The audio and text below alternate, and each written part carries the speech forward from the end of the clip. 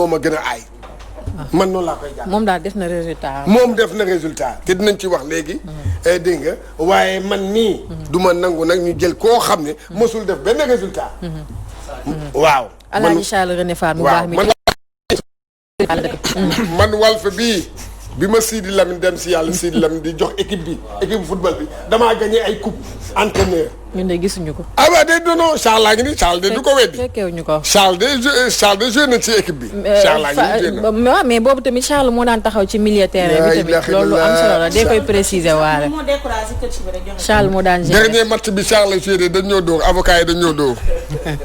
avocat yi ñoo ñu dóor. Moustapha ayca mooy sama seul défaite. voilà jërëjëf coach na nga def. maa ngi fi rek alhamdulilah yaa ngi ci jàmm. sant yàlla coach xam nga fan laa koy commencé. maanaam fii ci plateau bi ñëpp fekkee nañu mooy bii nga xam ne Gérard Sambou dama koy cité.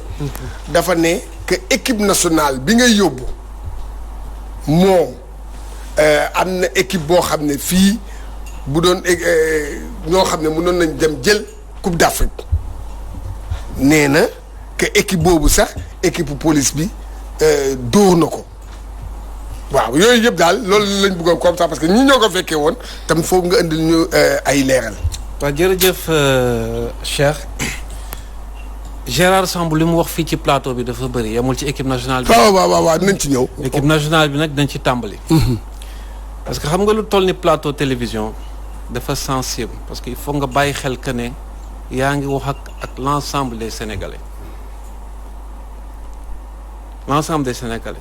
te boo nee équipe nationale bi da nga wax ci loo xam ne Sénégal moo ko moom du alalu benn nit alalu askan bi ñëpp la ñëpp ñoo ko bokk benn waroon na sax rafetlu ñu njëkk rafetlu ndamu équipe nationale Sénégal quelle que soit l'équipe nationale ak bu mu mënti doon boo nekkee sénégalais acte bi ngay njëkk a posé mooy rafetlu ndam bu ma ñëwee ci li mu wax mu ne équipe nationale Sénégal ñëwoon na fii xaw ma équipe police dóor ko te man équipe nationale Sénégal les titulaires yi ma xam Mariam Diagne c'est la capitaine d'équipe Mariam Diagne elle joue en France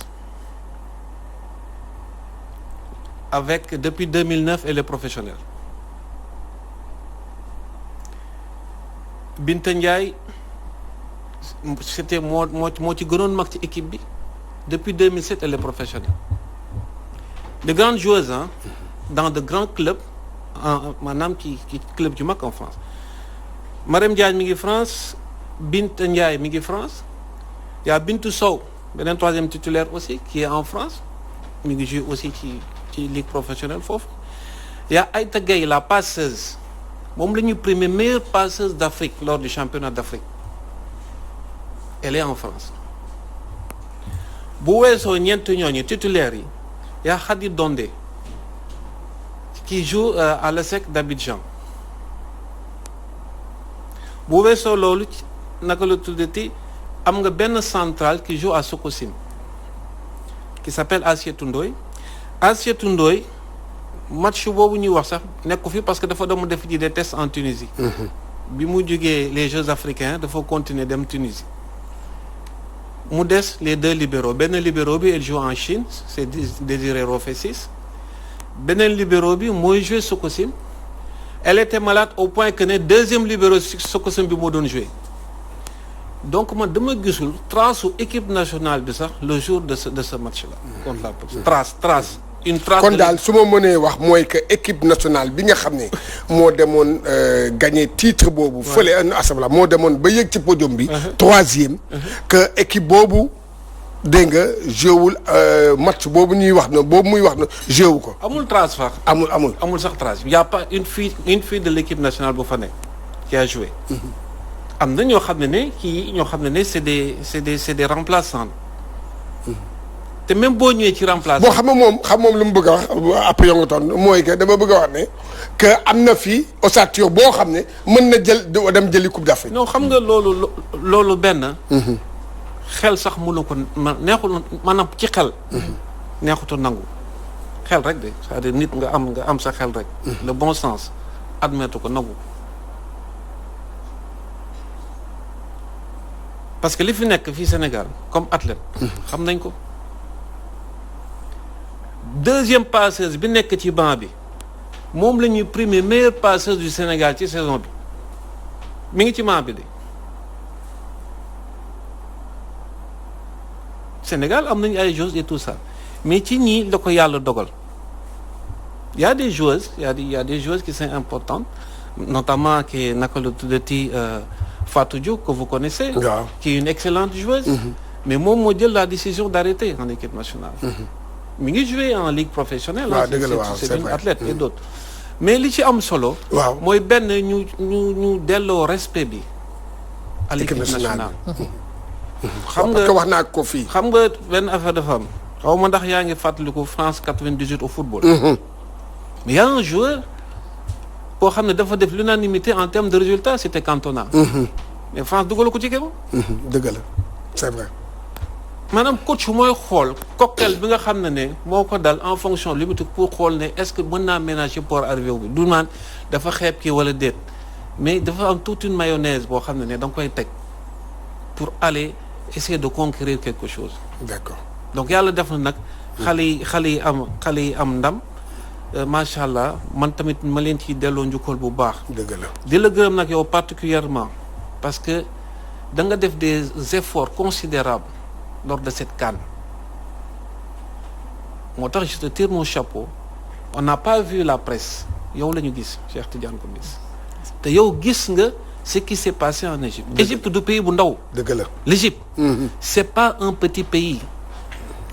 Histoire volleyball ak yëpp Égypte du dëkk bu ndaw ci volleyball. La Confédération africaine de volleyball mi ngi Égypte. dëgg la. Le premier vice-président de la Fédération internationale de volleyball c'est un Égyptien. Égypte li fa nekk ci coach kenn xamul nu mu toll. dëgg la. dañ seen xam-xam dafa màcc ci volleyball. seen résultat aussi en Afrique. que ce soit chez les garçons que ce soit chez les filles macha allah donc nga ñëw Égypte door Égypte en Égypte ci match boo xam ne ñu koy retransmettre en direct. direct way xam nga ne loolu du lu yomb. d'accord waaw léegi c'est vrai loolu du yomb yàgg nañ ko wax fii mooy jaloore bi nga xam ne ñoom defoon nañ ko et d'ailleurs même ça Gérard bi muy wax maa ngi ko naan que li ngay wax c'est grave donc mu ngi noonu léegi nag. mais dafa am benn précision bu ma bëgg indi tamit. parce que xam nga équipe bu police bi je commence par remercier et féliciter aussi les autorités de la police parce que gis nga ñoom maanaam pour uuf xale yi moo tax ñu def volleyball féminin et cetera c'est-à-dire joxe leen un cadre d'épanouissement c'est-à-dire victoire police ñun duñ ko xajamal man jour final boobu xam nga man maay coach Sococim je n'étais pas sur le banc j'étais à un séminaire en marge du championnat du monde de volleyball des cadets en Égypte boobu yaa ngoon Égypte waaw man dama jógee Jeux africains yi rek au Maroc def cap directement sur l'Égypte parce que moment bi ma nekk Cap-Vert pendant les qualificatifs pour les Jeux africains ci le KVB bind à la fédération sénégalaise ñu ne ma man ñu invité ma pour que ma participer au séminaire ci na ko high performance donc c'était donc loolu pour wane que ne Sococim keroog joué avec un coach le banc de coach il y avait pas de coach. D'accord. Donc mais quand même lu tax ma ne il faut ñu respecter victoire police parce que un match reste un match. La preuve boo présenté wul ci match bi dañ lay forfait yow boo présenté wul ci match bi dañ lay forfait donc bés bi nga war a jouer ni nga ñëwee yaay xool ni ngay ñëwee mais ki nga xam ne dafa jouer mu gagné ndama moom dara du ci wàññi dara. Donc vraiment encore une fois pour remercier et féliciter encore les athlètes de la police. D'accord léegi nag ñu ñëw tamit cité nañ la tamit yow nee nañ daal yow yaay buum di bummi ci assemblée générale yi yow daal da ngay jël ay club yaay naan kii am club bi yow am club bi pour ba ñu fal président boo xam ne daal kiiwul. Bon xam nga déjà il faut ñu commencer par jëlaat histoire bi xam nga Abdoulaye Baba Sy notre défunt président de fédération mu nekk icône boo xam ne ay jaloorem dañ ko wax ba bàyyi te mu nekk un homme boo xam ne ba sànq ba tey foo dem en Afrique foo dem sur le plan international quand tu parles de volleyball sénégalais Abdoulaye Baba Sy turam di nga ko dégg. dëgg la. Baba Sy ci boppam moo jël l'actuel président de la fédération en faire son vice-président. mooy Mamadou Ndoye. Mamadou Ndoye depuis 2006 en tout cas mi ngi nekk vice-président de la fédération géré woon na tamit la commission médicale de la fédération. Baba Sy bi mu nelawee en février 2010 Mamadou Ndoye dafa yeggali mandaam ba 2012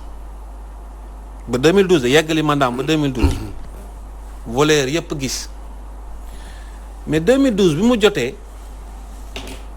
dañu def élection assemblée générale. waaw du dëgg. waaw assemblée générale bi ñu ko defee. dama bëgg nga xool lii mooy rapport assemblée générale 2012.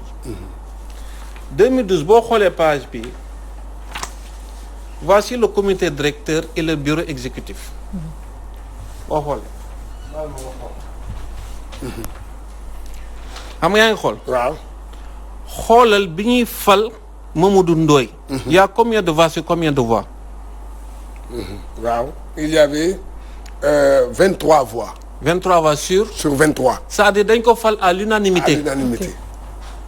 nit ñi gëmmuñ utiliser nañ seen xel. waaw xam nga kenn ba mu xoolee. ne leen fan leen ki waaw d'accord naa coach 23 sur 23 waaye dafa am benn affaire boo xam ne ci wax bi. waaw nee na lii yëpp bu amee. parce que yow mii Amadou Sène yow maanaam da nga yore ay mandat wu ay club. non c'est-à-dire waaw foofu laa bëgg nga tontu. léegi damaa bëgg nga ñëw fii d'abord damay tàmbali loolu dinaa ci tontu mais damaa bëgg a tàmbali fii 2012 ba pare. waaw. xam nga unanimité bi xam nga mooy lan. maanaam que c'était un bureau consensuel. xam nga liggéey na ñaari at. après le décès de Baba Sy. ñëpp na ñëwaat falaat ko. waaw à l'unanimité. waaw. lu dëgg. bii mooy 2012. waaw 2012. waaw.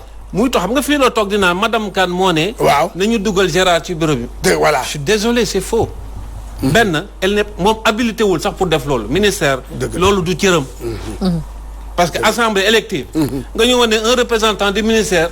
nee na forcé pour ñu dugal kii ci ce n'est pas possible le bon sens même ne l'admet pas donc loolu amul mais li am te am mooy voleurs yi toog nañ consensuellement teg seen bureau ñu ne ku bëgg dugg ci bureau bi Gérard dafa yëkkati loxoom bi mu yëkkati loxoom dañ ko ci dugal man maa ngi woon ca saal ba bëgguma dugg ci bureau ba moo tax yëkkatiwuma sama loxo. maa ngi woon ca saal ba. bëgguma dugg ci bureau bi yëkkatiwuma sama loxo. du dëgg donc léegi li nga gis nii moo fi nekk léegi bu loolu weesoo mu ñëw ci donc c'est juste pour que tamit ñu bañ a def de l'amalgame. waaw. léegi mu ñëw mu ne man maay fal maay bummi. waaw xam nga loolu déjà mu ne. il est responsable moral de tel club tel club. c'est-à-dire le bon sens même ne l'admet pas. nee na yow ay club yu bari nga yore. da nga yore club rek. est-ce que man mun naa nekk le est-ce que xam na sax la signification de responsable moral. Sall qui est le président du club di Mamadou Kora Fall. waaw Mamadou Kora Fall kooku dinañu waxati kooku mooy. kan waaw mais nee na da nga dem jëli mandat bi. dañ la ko jox non defal naa ko ma wax. waaw xam nga. xam kenn du wax moo kenn. Sococim industrie. du maanaam du structure bu ndaw. mais nit ñi booy liggéey ak ñoom. bu liggéey ak ñoom nga gagner seen confiance. pour situation bi mu amee xam nga élection booy dem nga ne da ngay def campagne. mais ku ci nekk booy def campagne waaye mën nga faral ku la neex. mën nga jël sa jumtukaay la. parce que li wax la preuve mais y a rien d'illégal dedans. ci lan. ci loolu parce que man xam nga Mamadou Ndoye. waaw dañ ko jël. non ñëwaatal ci la yoo nga ne y a rien d'illégal ci lan. non y a rien d'illégal. ci lan maanaam sur ce qui s'est passé lors de l'assemblée. lan qu'est-ce qui s'est passé. mais il s'est passé que les clubs sont venus avec leur mandat. club bu nekk moo ñëw ak mandat. ak mandat. ak mandataire am. voilà ak mandataire am. waaw léegi nag club bu ci nekk. waaw ki la doy. waaw moom nga dafa ko mandat. du dëgg. dëgg la. waaw sal dëgg amul droit jël mandat jox ko Mamadou Ndoye. est-ce que c'est interdit. non c'est pas interdit non c'est pas interdit. donc c'est pas interdit. c'est pas interdit. voilà loolu moo am. xam nga c'est pas interdit. mais pour te dire que c'est pas interdit ça s'est fait devant le ministère devant le comité olympique ñoo xam ne dañu màcc quand même ci gestion assemblée am nañ ci xam-xam. Seydina kenn du ko waxati Seydina di konos expérience bu mu am ci gérer assemblée générale kenn waxatu ko.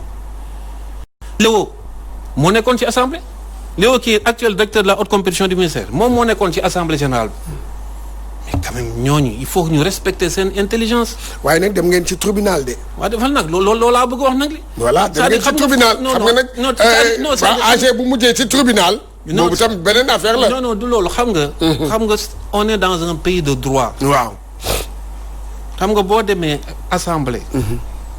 yow dem nga ñu gagné la.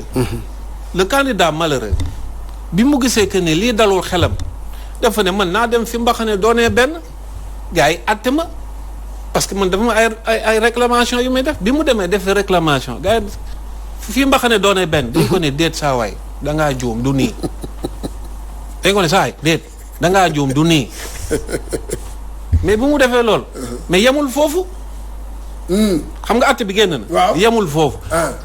mu demaat defaat recours. waaw mu dellu si waat recours ñu débouté ko ne ko saawaay du nii ñi la àttee fële même àtte bi moo ñëwaat moom tamit mu am la sagesse am mandute respecter décision boobu xam nga pays de droit la. on est dans un pays de droit ku ci nekk am nga sañ-sañ def li la yoon may. mais nag bu ñu weesoo loolu tamit ba nga xam ne kilifa yi wax nañu yoon def na seen liggéey il faut que ñu am la courtoisie et la décence jox ku ci nekk cër bi nga yellool maanaam dans le respect foofu laay waxee c'est-à-dire mënuloo jël xam nga même ci plateau am na kenn kooku laay ne ko ne yow xanaa da nga am un problème personnel avec le président nangam. waaw. mais le président dañ ko jël comme personne ressource xam nga personne ressource ci la duggee ci volleyball. waaw mais moom nee na tam président bi kenn du ko gis. il est inexistant.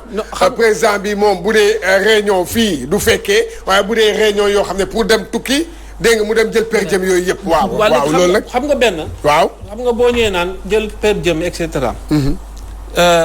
baal ma ci rapport bi nga fekk. gis nga rapport bi nii. waaw page bi. excusez-moi voilà fi ma def croix nii. baal ma nga lire. waaw lire ko. waaw. baal ma nga lire fi ma def croix noonu.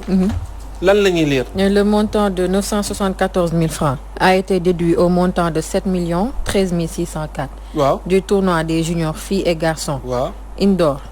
am na fu ma def croix bi juste phrase boobu rek. Oui, le montant dû au président. Le montant dû au président. Au dernier bilan était de 7 942 000. waaw.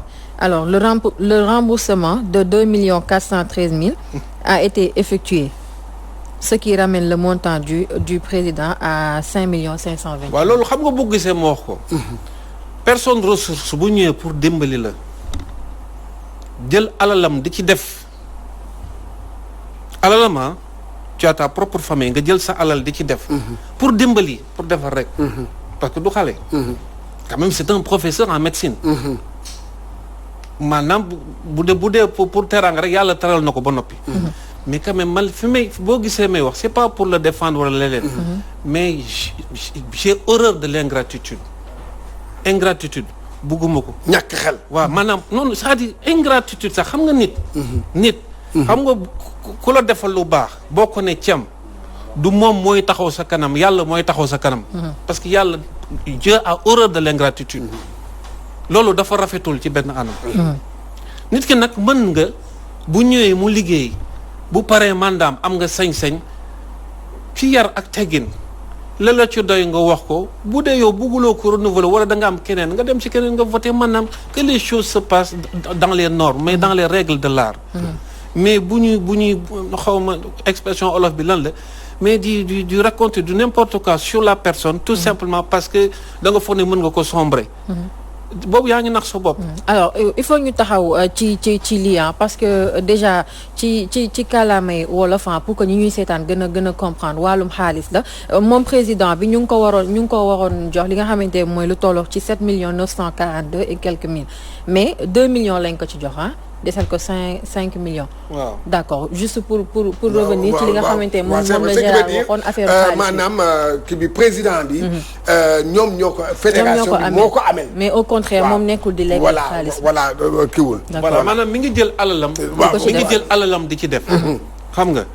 actuellement fu mu nekk nii l'actuel trésorier de la fédération de volley il est du ministère des sports.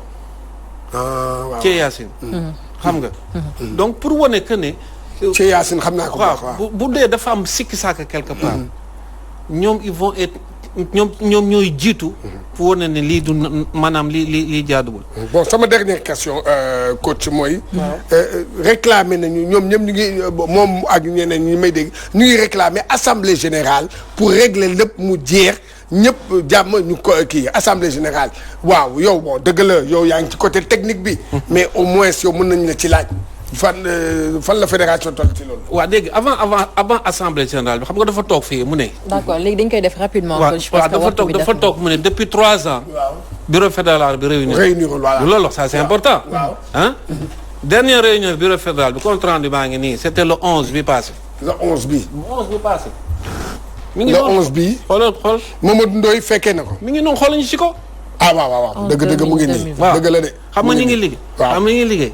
loolu Gérard moom. non c'est-à-dire pour wax que ne naka la tuddati. amalgame bi ba pare. dëgg la duggul foo xam ne da ngay. maanaam da ngay tooñ. dégg nga pour comme soxna si li mu wax. damaa bañ trop monopoliser émission yi parce que am na ñeneen ñoo xam ne war nañu ci génn. mais li mu ci wax dafa bëri. xam nga. bon peut-être xaw ma dañuy delluwaat ci volleyball bi ou truc ou bien mais en tout cas li mu wax dafa bëri. parce que wax na ci centre international de développement bi.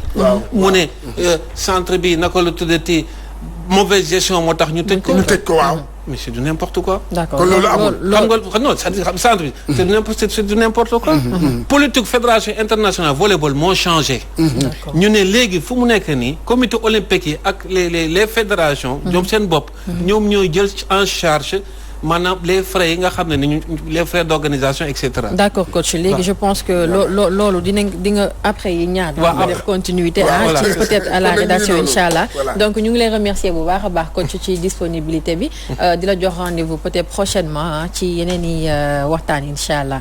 alors merci beaucoup. mais ngeen doon ma tamit loo xam ne donte 1 minute la. il faut mu wax ko. rapidement parce que xam nga da nga ko laajoon benn question ndax volleyball bi mi ngi dox. waaw ci sa au tout début.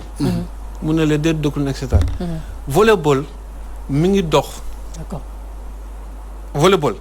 mi ngi dox. à son rythme. d'accord. am nañ ay difficultés nag. difficultés yi nag teewul maanaam surtout à l'intérieur au niveau des régions mais dafa am ñoo xam ne qui sont dans les régions ñu nekk ay nit ñu baax. d'accord ñoo xam ne yàgg nañu sonn ci volleyball bi. que ce soit Raymond Adat mi nekk Tamba que ce soit Omar Kane. d'accord Kaolack et cetera. pour tamit ñooñu ñu xam que ne. bien vrai que ni. maanaam gisuñu leen. dégguñu leen te ñu war a sargal lañu ñu war a remercier. Sénégal bu amee ndam. ñoom joué nañ ci lu bëri. d'accord alors merci vraiment beaucoup ñu leen gërëm di leen sant. voilà kon nag maa ngi koy remercier ci leeral yi mu indi.